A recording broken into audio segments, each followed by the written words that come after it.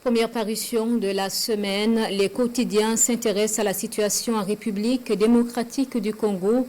Ils font aussi écho de la sortie du procureur du Faso sur le bilan de l'opération Casier Vide tenue du 20 au 30 janvier dernier. La revue de presse est préparée par Mariama Tamboura. Opération Casier Vide, 97,6% des dossiers jugés affichent citoyens avec un bilan détaillé de l'opération. Selon le journal Le Pays, c'est au total 1952 dossiers qui sont sortis des tiroirs sur la prévision de 2000 dossiers à sortir.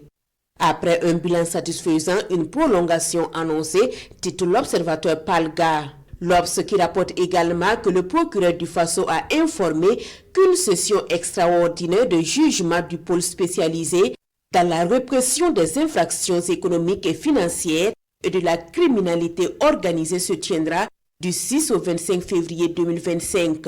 Au cours de cette session, 25 dossiers de nature économique et financière seront inscrits au rôle pour être jugés. À lire également le conflit entre la RDC et le Rwanda.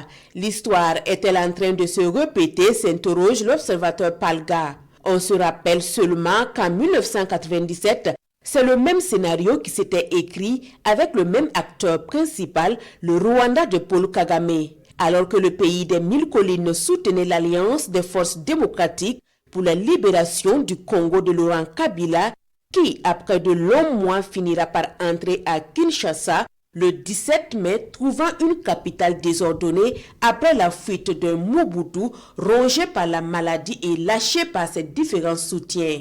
Comment éviter l'embrasement des Grands Lacs? C'est la question que se pose le journal Le Pays. Pour aujourd'hui au Faso, excepté le soutien à la RD Congo et le constat de l'escalade dans l'est de la RDC, c'est une véritable insigne d'impuissance à laquelle fait face la SADC au regard du contexte qui prévaut au nord Kivu et peut-être bientôt au sud.